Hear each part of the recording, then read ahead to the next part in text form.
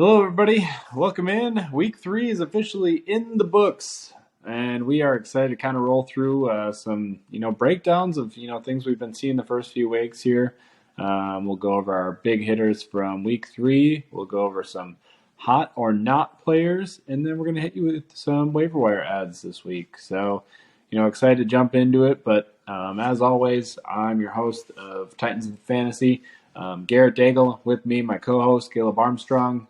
Another week in the books, and we have some studs and duds this week. A lot of players that continued the trajectory that they've been on, and some good, some bad.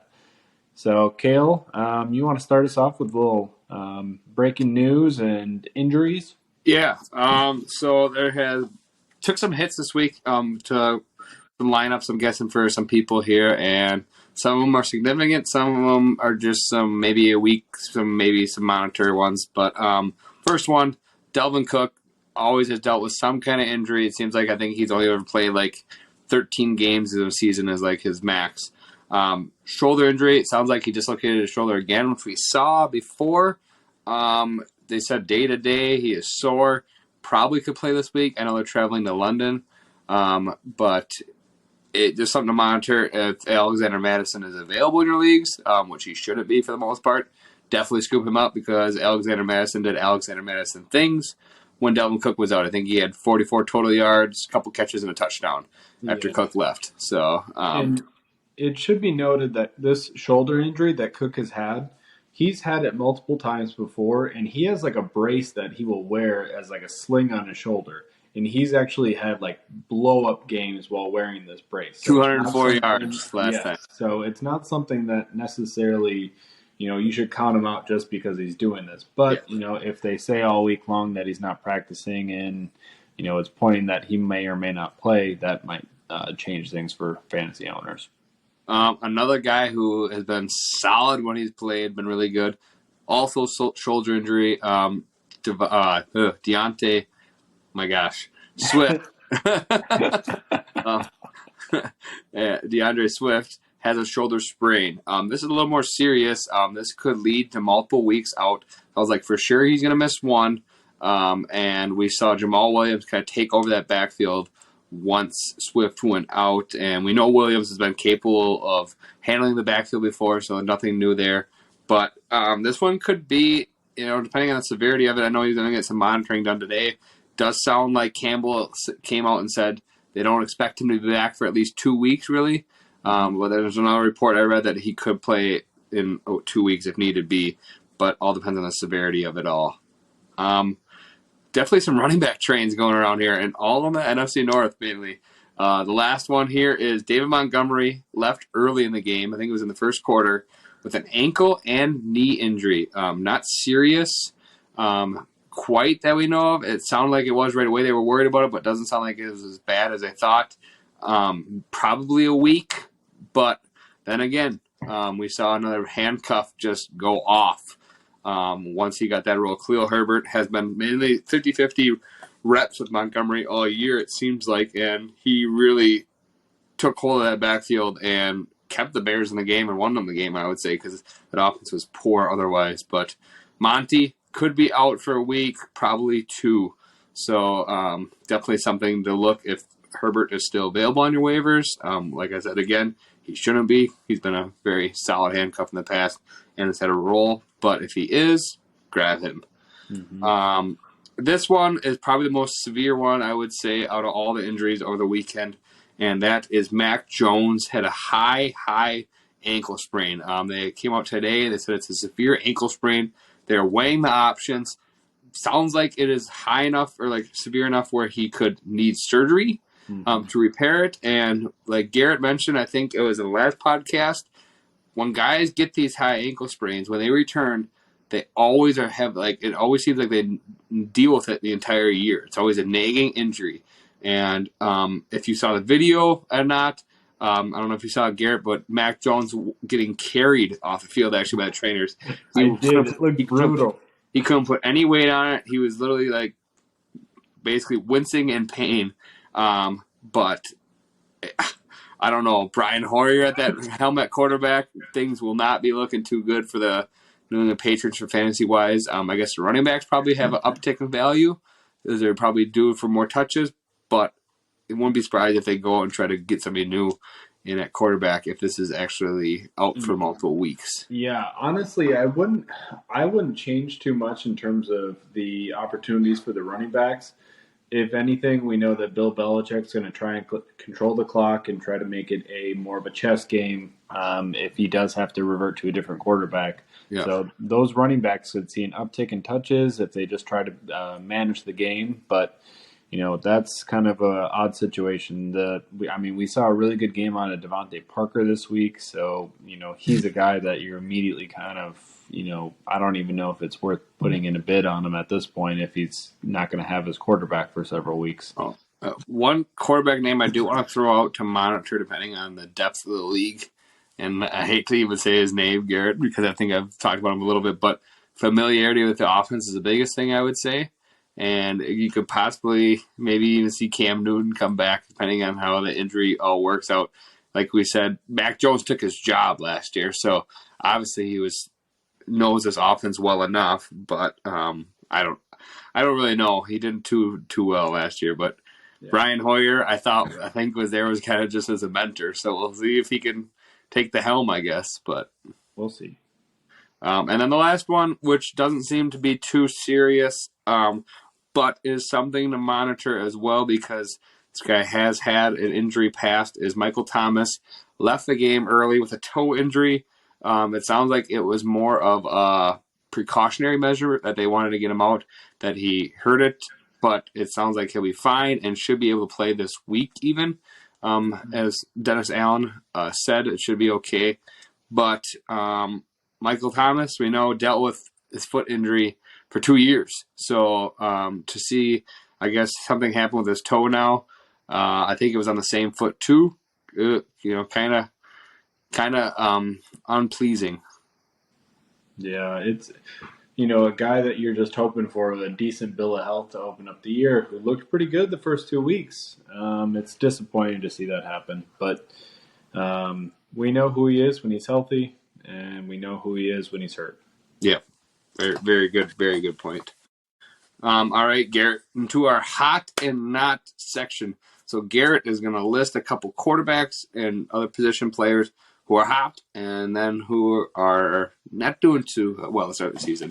Yeah, so hot or not, how do we classify this? So we're trying to look at players who've had several weeks of good games. We're 3 weeks into the year right now, so compiled the list of players who've had 3 consecutive good weeks. These guys are hot. So at quarterback, we're looking at guys who score at least 20 points all 3 weeks. Running back and wide receiver, we're looking for at least 15 for all 3 weeks. And tight end, we're looking for at least 10 points. So, not a whole lot to ask for there, but it's actually a shorter list than you'd expect. The reason being is, it's difficult to put together 3 really solid weeks like that. And there were a number of guys that were close. But at quarterback, there were 4 players who scored at least 20 points all 3 weeks. We had Lamar Jackson, Josh Allen, Jalen Hurts, and Patrick Mahomes. Those names should not ring any new bells to your ears. Those are kind of your mainstay quarterbacks that are sitting at the top right now. At running back, we have James Robinson and Nick Chubb. James Robinson from all the way down in your 8th, 9th rounds. He's getting you at least 15 points a week right now. Same with Nick Chubb, who was kind of knocked down due to questions at the quarterback position, questions on that split role, but he's been very solid thus far.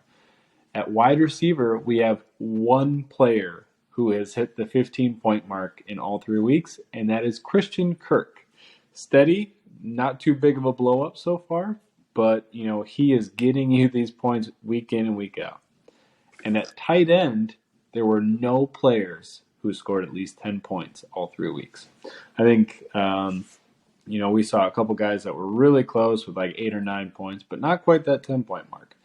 Garrett is sorry guys, just jumping back a little bit. Sorry to cut you off there, Garrett. He's basing this off a half PPR standards again, boys, who are listening, because if there was PPR, there'd be a little bit more on the list. But with it being half PPR, obviously shrinks that list down quite a bit. So yeah, thanks for filling everybody in. Definitely half point. But I was going to ask, Kale, of this list, is there anybody who surprises you? Yeah, James Robinson. I think I counted him out.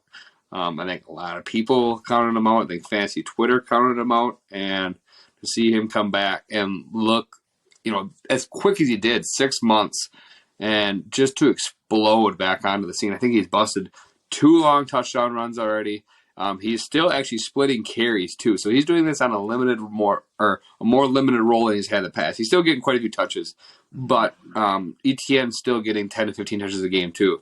So to see him come out and just explode off the charts like that is kind of crazy, I guess. Yeah. And if there were one player here who you'd expect to continue their streak going into next week, who do you think you would select? My safe floor is Josh Allen. Yeah. He's been QB1 2 years in a row. I think he's QB1 right now, or maybe even Hurts or Lamar might have actually snuck out this week and took him over because he had a little bit slower week, I guess, if you want to say it in his terms. He only scored 33 fantasy points. But those two are nipping at his heels. So, but I think Allen, just based off of that offense, how dynamic of a player he is still right there. Yeah. Special group right at the top. Yeah. All right, so I'm going to jump into our not group. So these guys are ice cold so far. These are players who have not scored at least one good week at this point in the season. So at quarterback, guys who haven't had at least 20 points in a week. Running back and wide receiver, 15. Tight end, 10. So, and I went and selected guys who are at least 75% owned in leagues. So these are your high mover guys. These are guys that are rostered. At quarterback, we had one player, and that was Tom Brady. Tom Brady's been a pretty big dud thus far, but he's also dealing with a pretty much a shattered receiver core there, and that offensive line has been very, very decimated with injuries. Running backs is a completely different story. We have a lot of big names, and we'll jump through this, but Najee Harris, Alvin Kamara, James Conner, Ezekiel Elliott, Josh Jacobs, Travis Etienne, Cam Akers, J.K. Dobbins, Rashad Penny, Jeff Wilson, Darrell Henderson, and Michael Carter. Whew. Heavy list. Caleb, what's the most surprising on that list for running backs? I'm going to say just the top three you mentioned in general, Harris, Kamara, Conner, because all three of those guys are mainly lead backs, and they're not splitting much carries, getting high volume. Everybody else on the list has split some carries. Zeke has Pollard, Jacobs. They seem to be handing the ball off to Bolden / getting some other guys involved there. But yeah, those three guys drafted Conner was more of a second rounder, but Kamara and Harris were definitely first round picks, and both of them kind of seem to be flopping as the season is going on here. But there's still enough. Like Harris is the one that scares me the most, I guess. Like for the fact of his numbers have just dropped, but also so has his touches, his snap percentages, his receiving production. I think like last year he was averaging right around 6 targets a game. This year he's averaging 3.5. So quite a big cut there. But yeah, those guys, you draft them to be your studs, and so far they're not producing at your stud level. So yeah. Honestly, on my end, we've seen Harris, that offense, you kind of bogged down by the quarterback situation. Kamara, that offense has just kind of been a lot more geared towards the passing game, and plus he's had the rib injuries.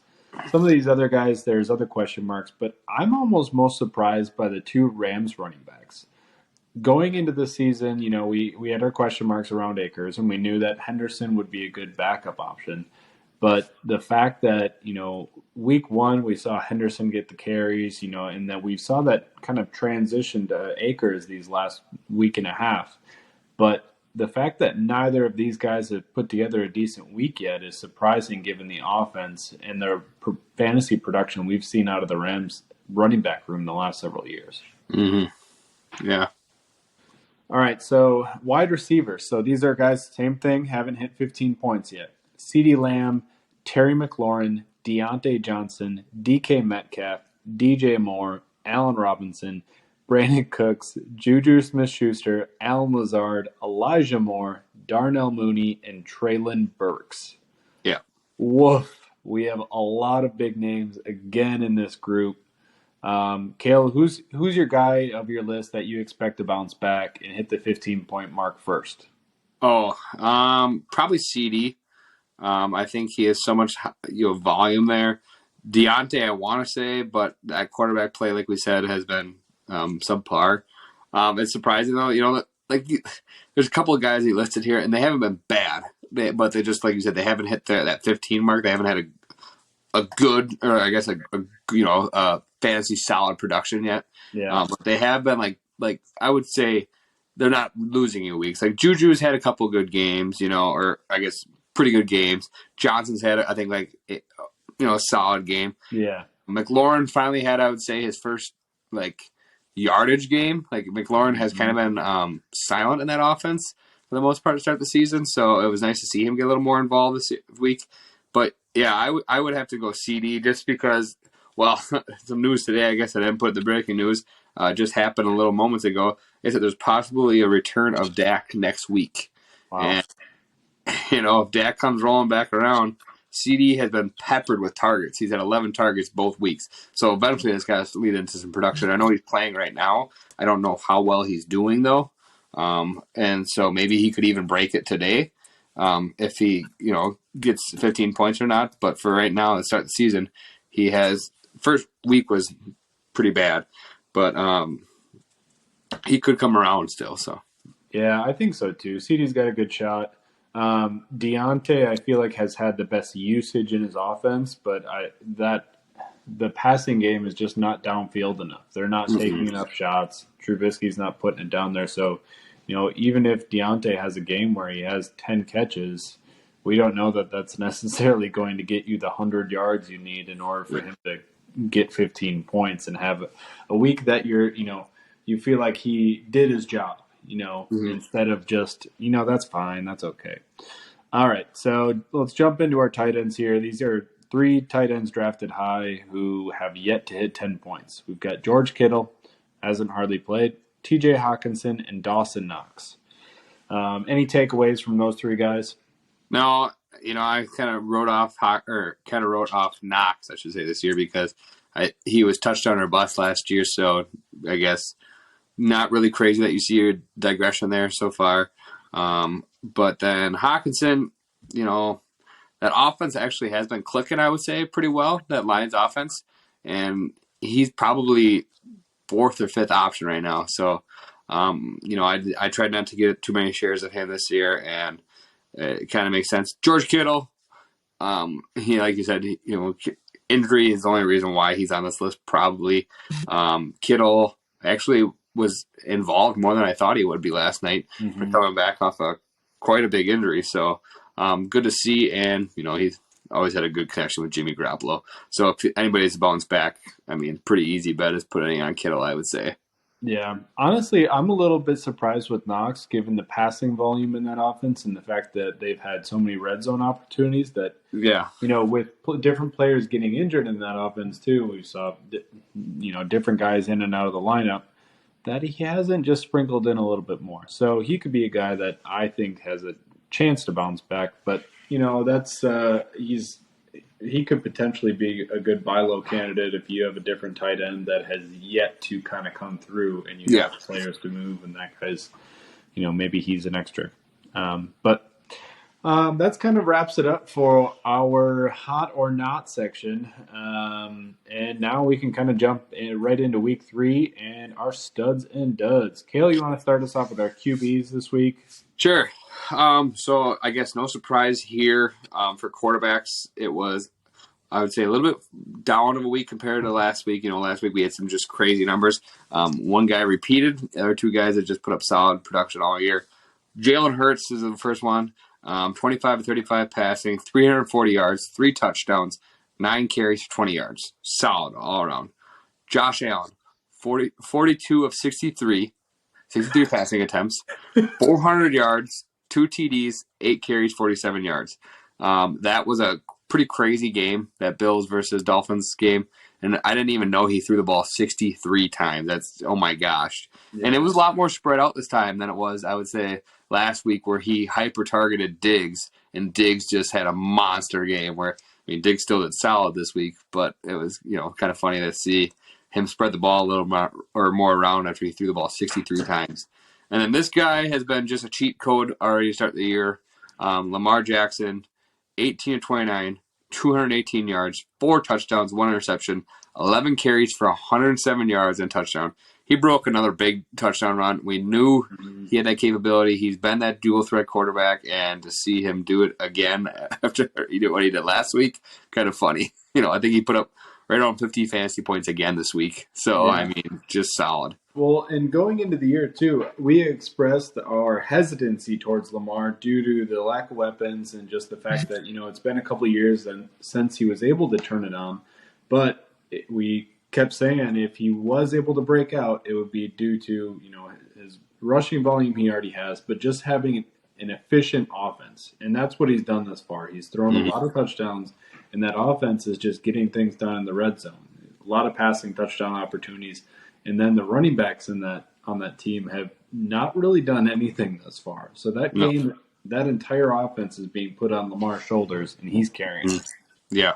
And our duds, Joe Flacco, 28 of 52, so over 50 passing yards, or 50 attempts again for Flacco. 285 yards, 2 interceptions, 2 fumbles. So had some turnover issues there and no touchdowns to help back him up. And then this guy has just been a flop all year. Justin Fields, 8 of 17, 2 interceptions, 8 carries, 47 yards. Avoid Bears offenses, I guess, our warning call last week, and I think we're making that call again. Right now, there is, besides maybe the running backs, I wouldn't want to have anybody else. I told Gary before the podcast talked, I have too many shares of Darnell Mooney, and it is kicking me in the butt right now. And then Russell Wilson is our third one. Broncos, they just don't seem to be clicking. That whole team in general. They won again, but barely. And he was 20 of 33 for 184 yards. So Russ is not cooking right now to start the year. Yeah. He has not been too solid. It's just kind of been an ugly thing with Wilson and that Broncos offense. They're just they can't seem to get any momentum going. They seem a little disjointed.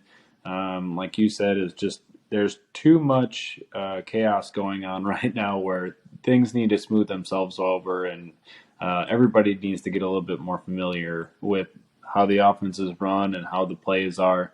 It might take a few more weeks until they smooth things out, but I do think, with Russ being a veteran in this league, things will eventually sort themselves out. He has always been a hot and cold quarterback, so, it's bound to turn it around at some point. Just how long can your fantasy teams hold on until that comes? And it's funny because he's always started the year usually crazy hot and then cools off, or maybe it might be vice versa this year, So at least the Broncos are hoping.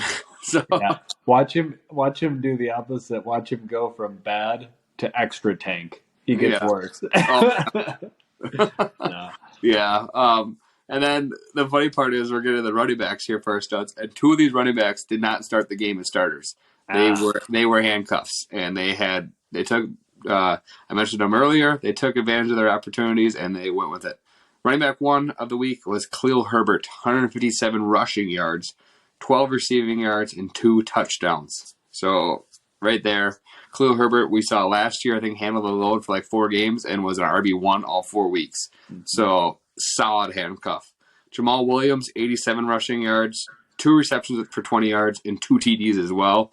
What can you say? That's a solid production there.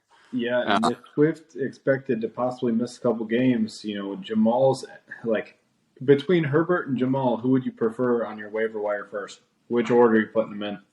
I'm probably going Herbert. I feel like Herbert with that offense, like I mentioned about their passing game, he's probably, if he starts, he's gonna get 25 touches. I would say. I think you could chalk him in as the over/under for 25, taking the over. So, but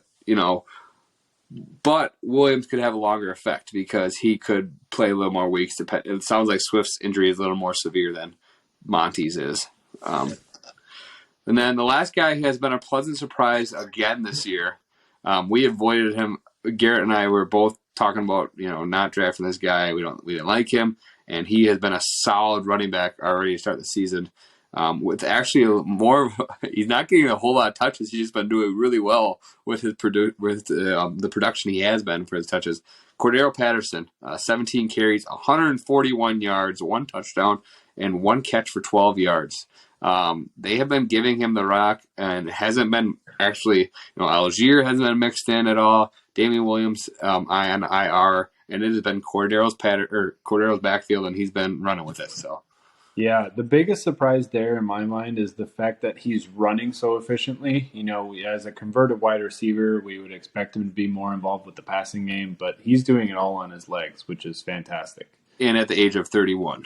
Yep. So, but lastly, our duds, and there was some duds this week, and these guys I chose these guys specifically. There were some guys who did worse than them, but these are guys who are front end running backs who got a lot of touches this week, but didn't do much with them. Aaron Jones, 12 carries for 36 yards, 3 receptions on 4 targets for 11 yards and a fumble. So not too well there. Joe Mixon, in a game where the Bengals controlled most of the game, only had 12 carries for 24 yards and then 3 catches on 7 targets for 14 yards. 2 yards a carry is not good, every way you look at it. And then lastly, Miles Sanders, 15 carries for 46 yards and 1 catch for -2 yards. Yeah. Rough day by all 3 of those guys, but I'm not too concerned with any of them in terms of bouncing back. I really do like that Mixon was involved in the passing game, and the Aaron Jones fumble was at a pretty timely moment. But honestly, he's been such a staple in that offense. I don't foresee any big changes with A.J. Dillon taking more of the backfield than he already has. So, and Dillon didn't too much either. Concern. And Dillon and Jones both had 12 carries. Dillon had very similar stat line, but that Bucs defense is stout in the run game, and Packers relied a little more on their passing game this week. Yeah. All right, Gear. All right, let's jump into wide receivers here. So our 3 studs, we have one that's been, a guy out of the blue here, Mac Hollins from Las Vegas, 8 of 10 on his receptions for 158 yards and a touchdown. Monster day by him, a guy that's not rostered on many leagues. The other 2 guys, kind of a different story. We have Devonta Smith, who was 8 for 12 with 169 yards and a touchdown. He was the heartbeat of that offense this week. And then Hollywood Brown getting absolutely peppered. 14 catches on 17 targets for 140 yards. Honestly, the 140 yards on 14 catches is a little bit disappointing. It's only 10 yards per reception. But, this is kind of what we more or less expected, not in terms of that crazy volume, but him just being a huge target hog in that offense, given all the lack of other weapons right now. Your takeaways from those top 3? Yeah, Mac Hollins. I mean, both times Renfro got injured last week, obviously right towards the end of the game, but he had a pretty solid role last week, even too. I think he had 6 for 50-some yards, and then to see him explode this week without Renfro. If Renfro misses time again, this guy is worth rostering, and right now even he's worth rostering. It seems like that team is relying heavily on the passing game, the Las Vegas, and so any weapon there is somebody good to have. But I do want to point out, like you talked about Hollywood Brown, we talked about him last week being a dud 2 weeks in a row for not doing too well and clicking with Murray. That Cardinals offense is not what you expected it to be. They are struggling right now in kind of all angles, and to see them win a couple games is good, but they desperately needed Hollywood to step up, and he stepped up this week. He got extremely targeted.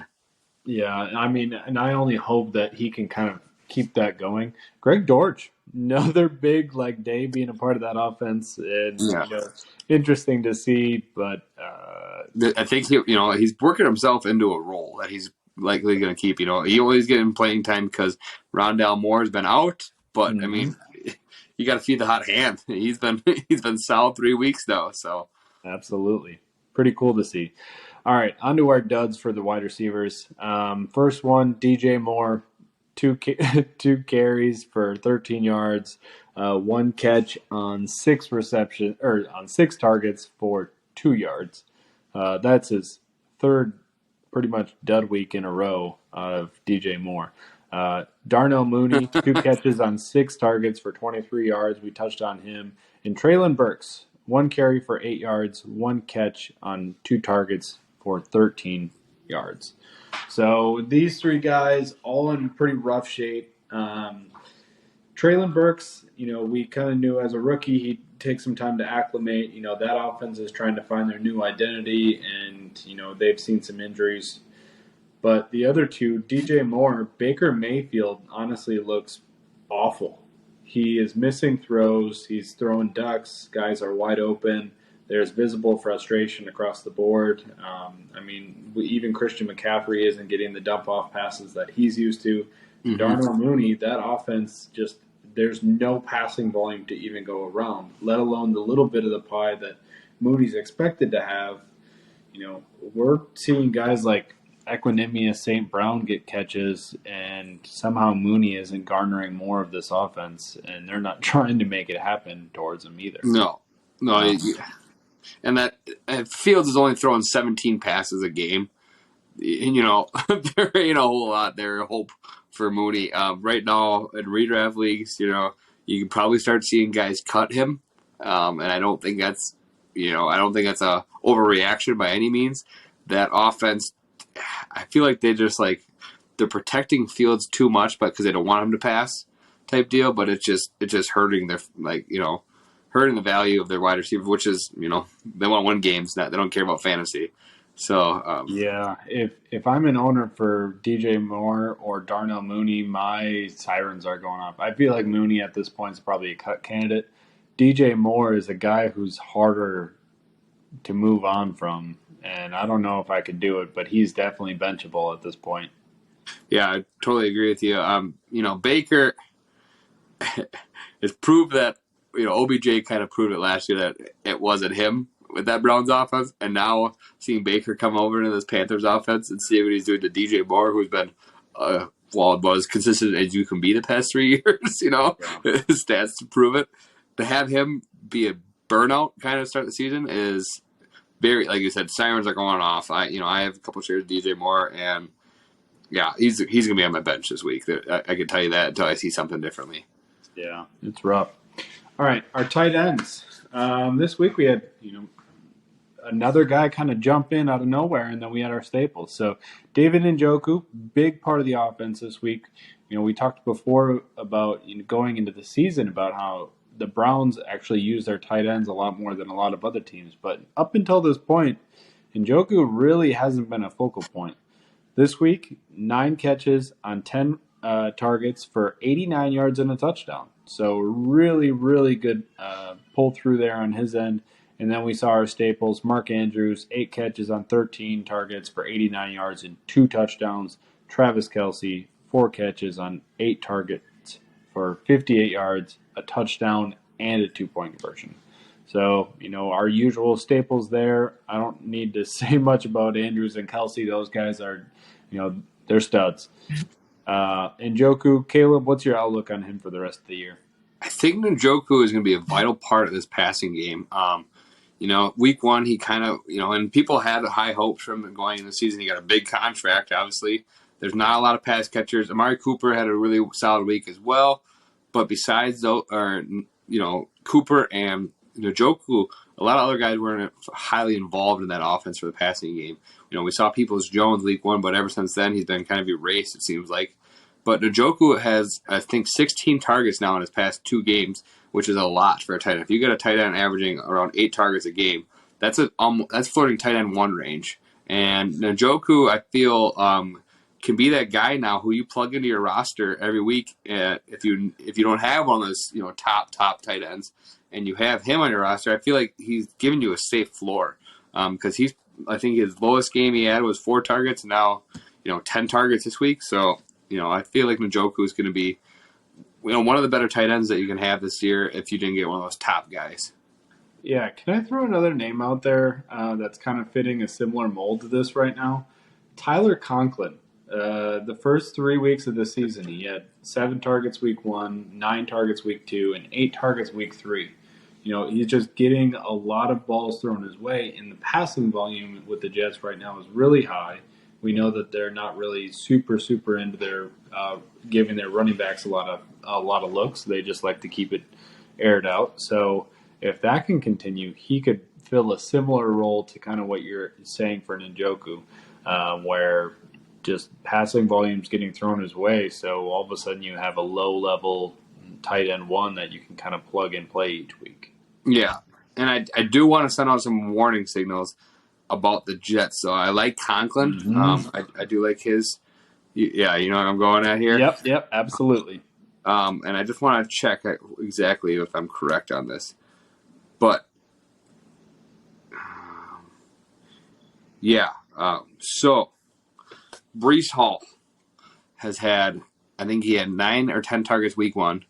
And then he had a couple targets, or maybe only had 1 target. He only had 1 target week 2. Then he had 11 targets again this week. So Breece Hall averaging right around that 7 targets a game mark, okay? Solid. Zach Wilson is expected to be back week 4. Zach Wilson did not utilize his running backs at all in the passing game, really. Michael Carter Jr. was kind of non-existent last year in the passing game, and both Carter and Hall have been very existent in the passing game so far. And so that's the warning flares I send out with Wilson coming back, Zach Wilson coming back. Expect less involvement out of these running backs in the passing game. The wide receivers and tight ends, I got a feeling those are going to be similar, though. I feel like they're still going to air out the ball quite a bit with Wilson. They are probably going to lean a little bit more towards a run, though, I think, than they would with Flacco.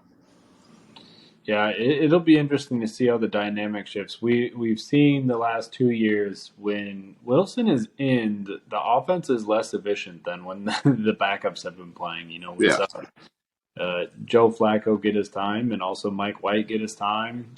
It's just been interesting to see how this offense, the dynamic has shifted so much when he's in there. So he's expected to be back in the next couple of weeks, if not this week. So gear up for some changes there.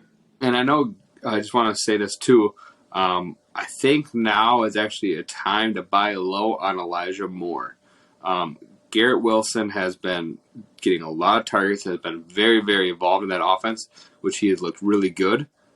But Elijah Moore has one of the top air yards in the league, and we saw how that converted for a lot of these guys. I talked about week 1, Mark Andrews, and had a bust week.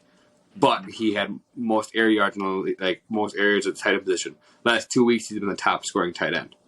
That's just saying that's converting. Elijah Moore is still on the field for over 90% of the snaps, and he has that repertoire already with Wilson, and he proved with Wilson that he was still a top wide receiver in those weeks too. So, might be a little bit too early, but Moore has not done well so far to start the year, and so might be the time where you could get him for cheap.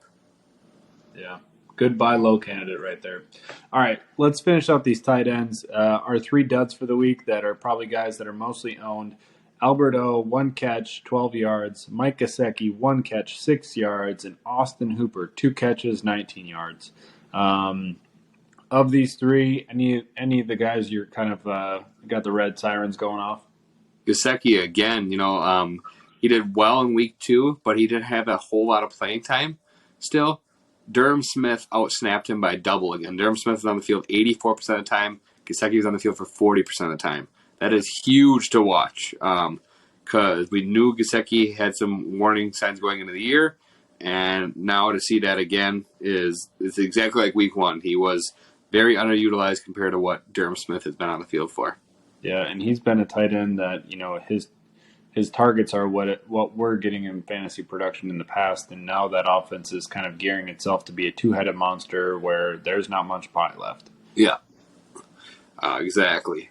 Yep, not much else to say. Don't really want to jump into those guys too much because no, not as tight ends. It's not something that's quite worth it. All right, let's jump into our last section here. Our waiver wire ads going into week 4, end of week. Mm-hmm. And there's some big stats out here, and a lot of these guys are not owned. A lot of these guys are owned in less than 40% of your leagues. So look out for these names tomorrow when you start putting in your waiver claims.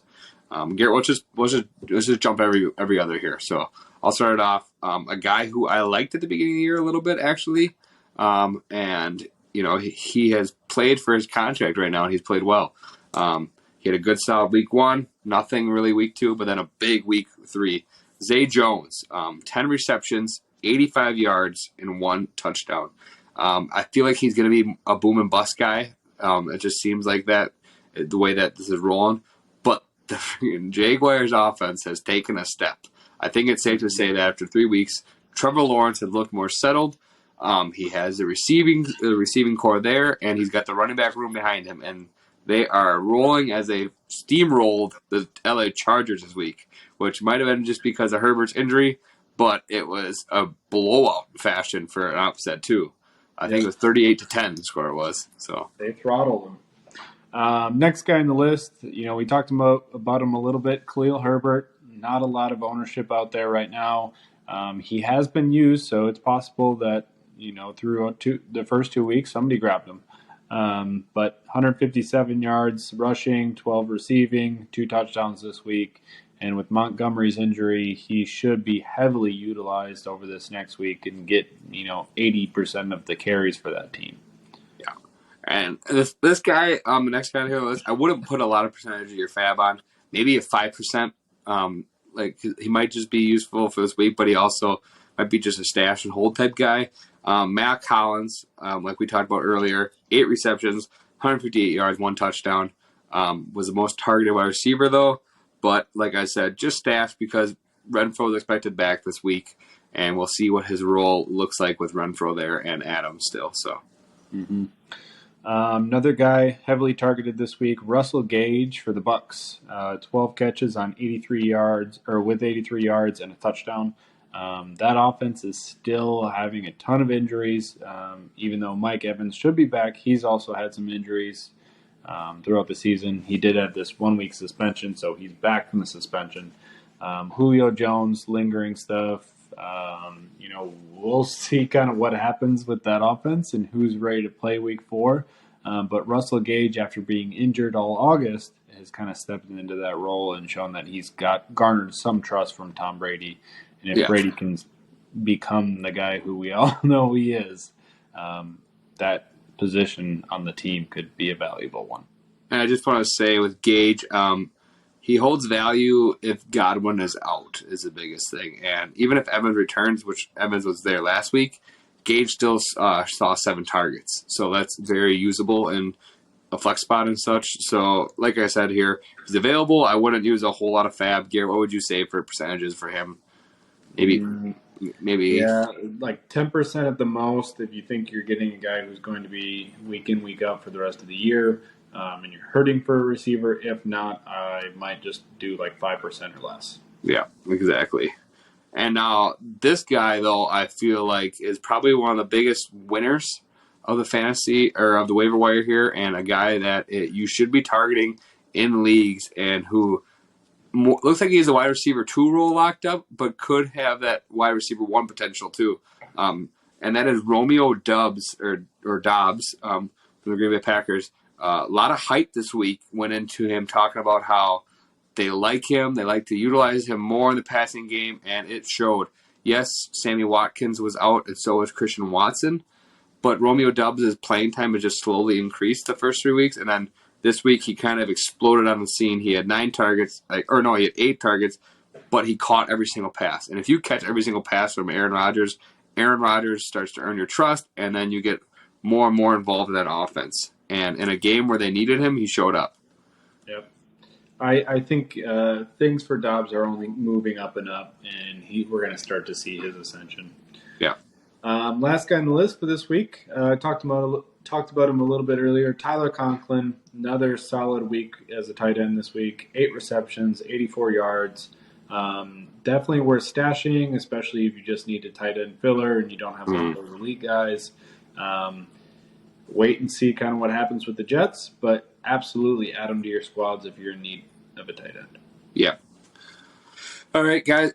Just letting you know what we're going to be covering next week. We're going to add a little new segment too, and we're going to add, since it's about a quarter into the season, just underneath, since there's 17 weeks now into the year, we're going to be doing a keep, trade, cut. So Garrett and I are going to list a couple players who have more than likely been struggling or that are crazy hot, and figure out what we would do as managers with these players. Yep. But that being said, thanks everybody for tuning in on week 3, and we'll see you next Monday. Well, Tuesday for you, Monday for us. Take care, and see you next time.